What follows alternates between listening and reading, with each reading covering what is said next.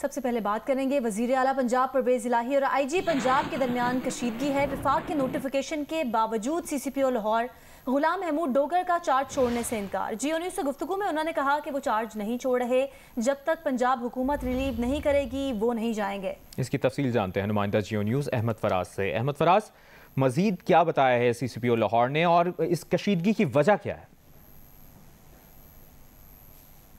अहमद फराज से हम रब्ता करने की कोशिश कर रहे हैं। साथ ही साथ आपको ये बताएं कि वफाकी वज़रा मरियम औरंगज़ेब और जावेद लतीफ़ पर मुकदमा दर्ज करने पर सीसीपीओ लाहौर को हटाया गया था। अब ये खबरें सामने आ रही हैं कि वज़ीर आला पंजाब परवेज़ इलाही और आईजी पंजाब के दरमियान कशीदगी सामने आ रही है और विफाक के नोटिफिकेशन के बावजूद सीसीपीओ लाहौर गुलाम महमूद डोगर का चार्ज छोड़ने से इनकार। जियो न्यूज़ से उन्होंने गुफ्तगू की और अब तक जो मालूमात सामने आई हैं उसके मुताबिक उन्होंने कहा है कि वो चार्ज नहीं छोड़ रहे, जब तक पंजाब हुकूमत रिलीव नहीं करेगी वो नहीं जाएंगे। याद रहे, विफाकी वज़रा मरियम औरंगज़ेब और जावेद लतीफ़ पर मुकदमा दर्ज करने पर सीसीपीओ लाहौर को हटाया गया। जियो न्यूज़ अहमद फराज हमारे साथ मौजूद है। अहमद, सीसीपीओ लाहौर के मामले पर पंजाब और विफाक में ठन गई है, सीसीपीओ लाहौर का क्या कहना है मजीद? जी, इसमें हमारी जो है सीसीपीओ लाहौर गुलाम महमूद डोगर उनसे बात हुई है और उनका ये कहना है कि वो वफाक के नोटिफिकेशन के बावजूद जो है वो चार्ज नहीं छोड़ेंगे और वो इन्होंने यही कहा, उनसे बात हुई है जो न्यूज़ से, उन्होंने कहा जी मैं चार्ज नहीं छोड़ा और जब तक मुझे पंजाब हुकूमत रिलीव नहीं करेगी मैं नहीं जाऊंगा। और आपको याद होगा ये उनको इसलिए हटाया गया था कि उन्होंने सीसीपीओ लाहौर ने मरियम औरंगज़ेब और जावेद लतीफ़ पर जो मुकदमा दर्ज किया गया था उस पर हटाया गया क्योंकि उस पर आईजी पंजाब फैसल शाहकार ने इनको मना कर दिया कि मुकदमा दर्ज न करें और ये कहा था कि इंदराज के लिए लीगली राय ले लें। और अगर इसके साथ अगर सीसीपीओ को क्योंकि वफाक ने नोटिफिकेशन कर दिया कि ये इनको रिलीज किया जाए और अगर उन्होंने 7 दिन में चार्ज ना छोड़ा तो वफाक उनको मुअत्तल करके फिर उनकी इंक्वायरी लगा सकता है। और इसके साथ ये भी बता दें कि आज वज़ीर चौधरी परवेज इलाही ने एक वीडियो लिंक कॉन्फ्रेंस भी मुनक्किद की हुई है जिसमें कल रात तक तमाम आरपीओ, डीपीओ और सीपीओ को एक व्हाट्सएप पर मैसेज किया गया था कि वो इस कॉन्फ्रेंस में शरीक हों, लेकिन उस मैसेज में आईजी पंजाब का जिक्र नहीं था। लेकिन अब हमारे ज़राए का ये कहना है कि आईजी पंजाब जो है उनको एक मैसेज के जरिए ये कन्वे कर दिया गया है कि वो इस मीटिंग में शरीक हों और तमाम। ठीक है अहमद फराज, आपसे इस मुतालिक मुसलसल अपडेट्स लेते रहेंगे। आपने अपडेट किया सीसीपीओ लाहौर के तबादले पर विफाक को एब्सोल्युटली नॉट कह दिया है। विफाक और पंजाब के झगड़े में मोनस इलाही का खिड़ाक। विफाक ने लाहौर पुलिस चीफ गुलाम महमूद डोगर को ओहदे से हटा दिया था और एस्टैब्लिशमेंट डिवीजन रिपोर्ट करने का हुक्म दिया गया था। सीसीपीओ लाहौर के तबादले पर विफाक को एब्सोल्युटली नॉट कह दिया है।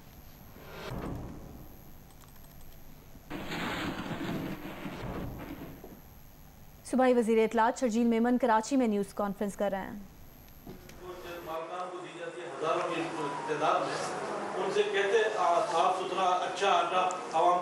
देखिए जी, आपका सवाल बिल्कुल ठीक है, मैं थोड़ा वजाहत कर लूँ। हुकूमत सिंध ने गंदम की जो 4000 रुपये प्राइस फिक्स की है उसके मकासद थे, पहले तो बता दूं मैं। वो मकासद ये थे कि गंदम वैसे भी जो भी काश्तकार है उसके लिए कोई बड़ा बम्पर क्रॉप नहीं होता जिससे उसका कोई बहुत बड़ा फाइनेंशियल बेनिफिट मिलता हो।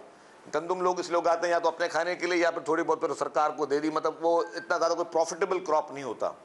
और इन हालात में जब पूरी मुकम्मल तौर पे आपकी ज़राअत तबाह हो चुकी हो सिंध की, तो आपने किसी न किसी तरीके से उन लोगों को इनकरेज करना है, उन काश्तकारों को कि जी बराए मेहरबानी आप गंदम लगाएं। हुकूमत ने प्राइस जो 4000 कर दी है। जो आपका दूसरा सवाल था, अब वो बताऊँ जो 4000 की है वो आपकी नेक्स्ट क्रॉप के लिए है। इस वक्त जिन लोगों ने गंदम सरकार की ख़रीदनी है या ख़रीदी है 1 अक्टूबर से, तो उन्होंने ख़रीदनी भी है, तो वो उन्होंने पुराने रेटों पे ख़रीदनी है। जो 2200 रुपये सपोर्ट प्राइस थी उस पर ख़रीदनी है, उन्होंने वो 4000 रुपये में नहीं ख़रीदनी है। तो जो पुराना रेट है उसी पर उन्होंने ख़रीदनी है, तो उनको उसी पैसों में देना चाहिए।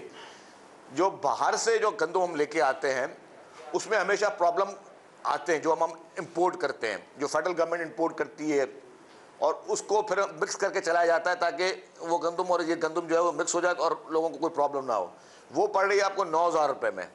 तो अगर बाहर की गंदम आप 9000 रुपये में ख़रीदें, इससे बेहतर नहीं है कि अपने मुल्क की गंदम आप 4000 रुपये में ख़रीदें और लोगों को इनकरेज करें। मिसाल के तौर पर काफ़ी लोगों ने एतराज़ किया जी हुकूमत ने 4000 रुपये गंदम क्यों रेट किया है। हम नहीं करते।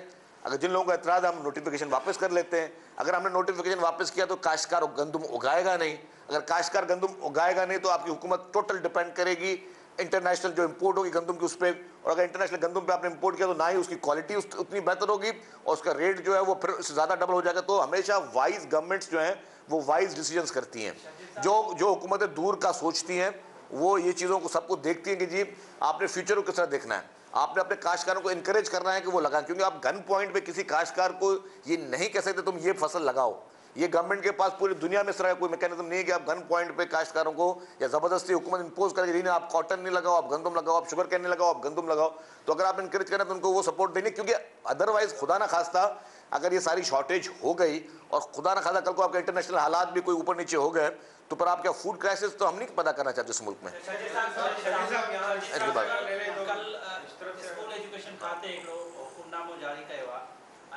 बिना की शायद सीएम साहब ही उनजो हुकुम त हिन वक्त सॼा जेके बोर्ड मुतासिर 70 लख खां वधीक माण्हू बेघर थी विया ऐं स्कूलनि में तो स्मॉल शॉर्ट क्वेश्चन प्लीज। उहे सर हाणे काॾे वेंदा ऐं उन्हनि जे लाइ तव्हां का प्लानिंग कई आहे? बिल्कुल जी, इस बात पे हुई है क्योंकि काफ़ी स्कूल जो हैं इस वक्त वो बने हुए हैं रिलीफ कैंप्स उसमें अंदर। तो एजुकेशन मिनिस्टर साहब को लास्ट कैबिनेट में भी ये कहा गया है कि वो अपनी पॉलिसी मुरतब दें और इस तरह की पॉलिसी दें कि जो लोग जिन लोगों के स्कूल्स बंद हैं तो ये ना हो कि जी एनुअल एग्जाम्स में उन बच्चों के साथ कोई ज्यादती हो जाए और एक कुछ बच्चे हैं जो स्कूल्स में रेगुलर जा रहे हैं, कल को बोर्ड के एग्जाम्स होने हैं, बोर्ड के एग्जाम्स में अगर उन लोगों को एक के साथ ज्यादती हो दूसरों के लिए वो तो वो एजुकेशन डिपार्टमेंट उसके लिए पॉलिसी बनाएगा। जी आमिर साहब, 11 अरब रुपए का दावा किया जा रहा है इमरान खान साहब की तरफ से कि उन्होंने टेलीफोन के जरिए इकट्ठे किए बरसात मुताफी की, तो वो पैसे कोई आपकी सिंध हुकूमत से भी उन्होंने कोई रब्ता किया है, वो किस तरह तकसीम करेंगे, क्या मैकेनिज्म होगा क्योंकि लोग परेशान हैं इस वक्त, उनको सख्त जरूरत है मदद की। देखिए जी, आपका सवाल बड़ा इम्पॉर्टेंट है और बहुत रिलेटेड है इस मुल्क की प्रेजेंट सिचुएशन से। इमरान खान के पास जो पाकिस्तान का नक्शा मौजूद है उसमें सिंध और बलूचिस्तान है ही नहीं।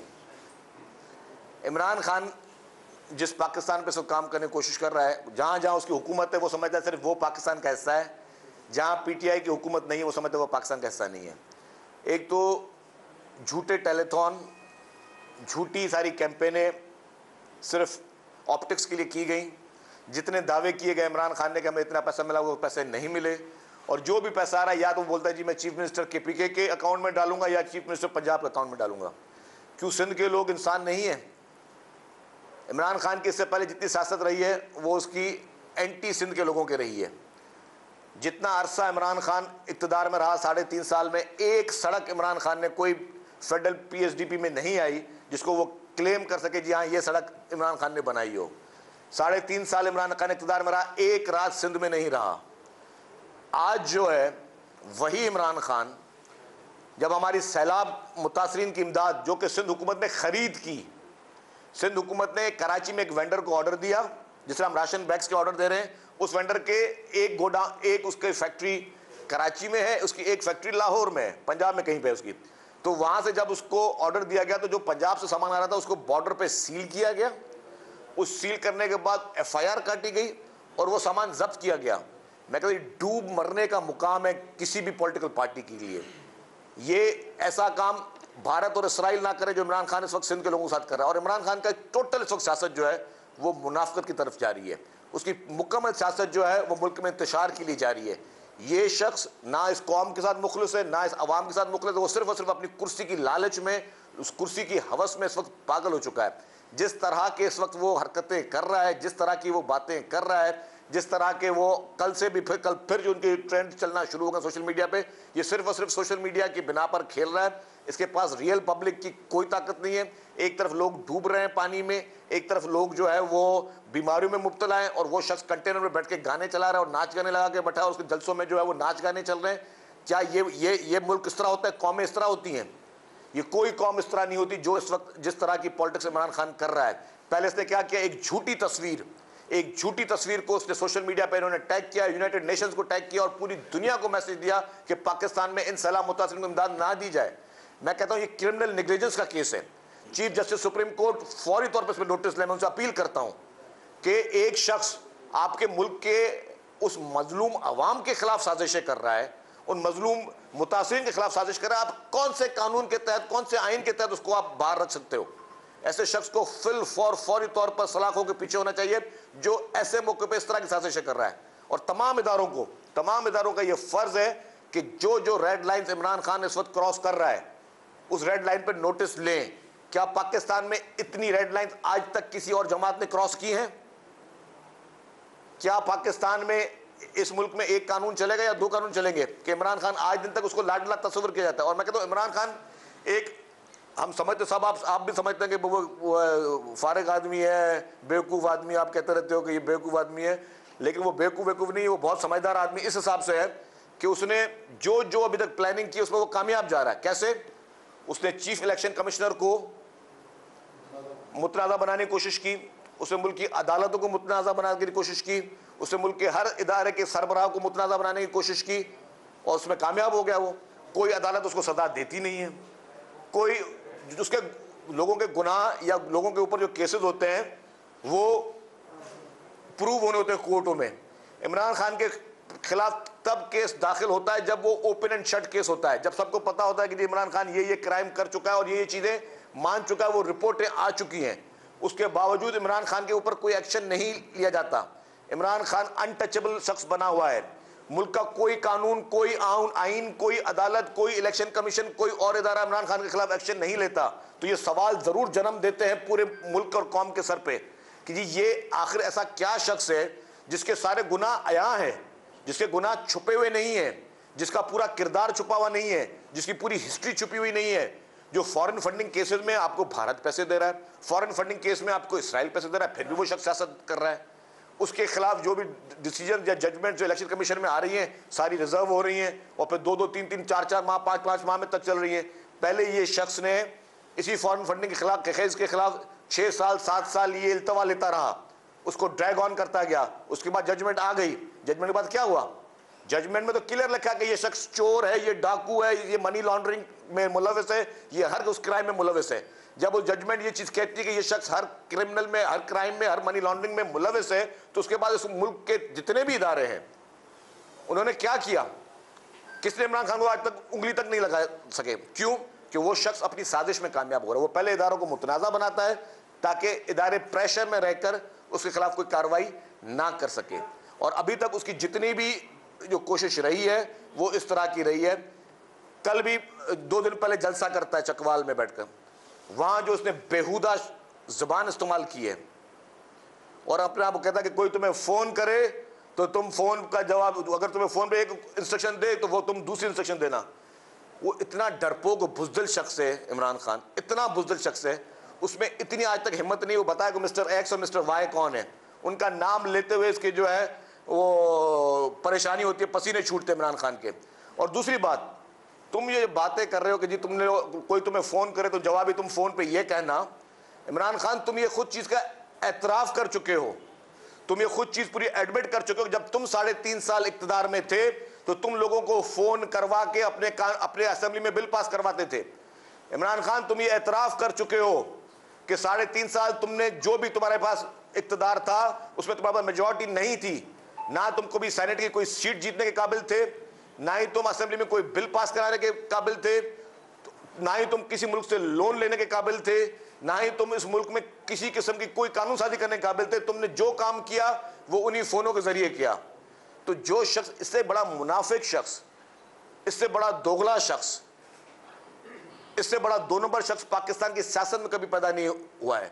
और ये शख्स इस वक्त इस मुल्क के तमाम इदारों के लिए सिक्योरिटी रिस्क बना हुआ है, इस मुल्क की कौम के लिए सिक्योरिटी रिस्क बना हुआ है। सबसे ज़्यादा इंपॉर्टेंट मैं कहता हूँ, इदारे भी बाद में, कौमें भी बाद में, सबसे बड़ी बात है इंसानियत। जिस शख्स में इंसानियत नहीं है उस शख्स में कुछ नहीं है।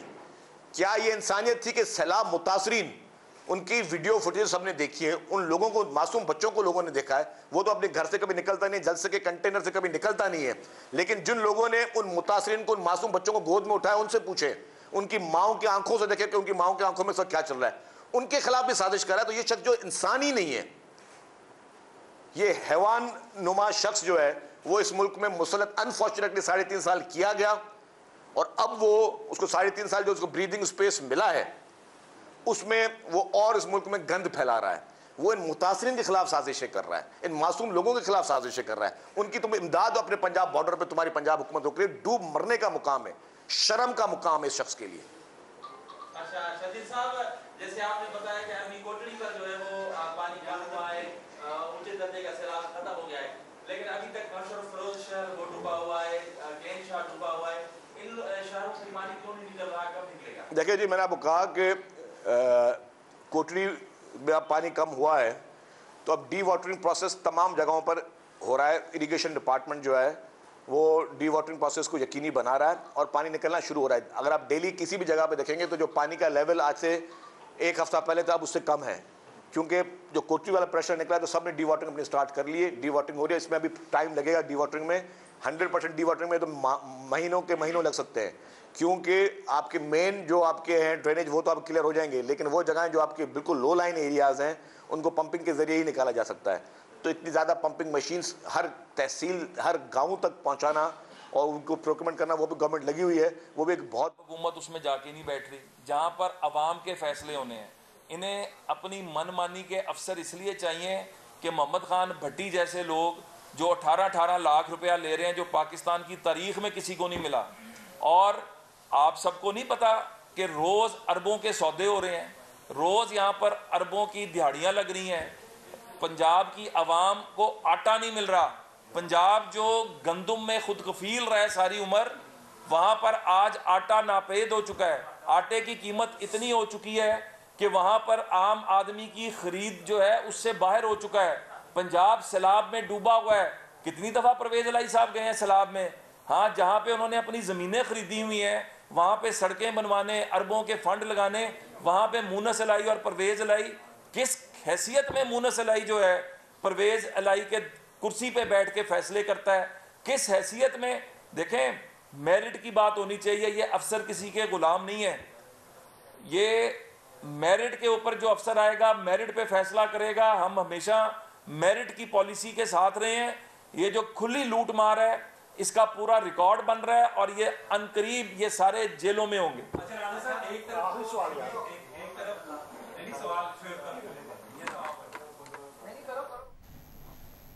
मुस्लिम लीग नून के रहनुमा राना मशहूद लाहौर में मीडिया से गुफ्तगू कर रहे हैं, जबकि वज़ीर इत्तलात सिंध शर्जील इनाम मेमन कराची में न्यूज़ कॉन्फ्रेंस कर रहे हैं।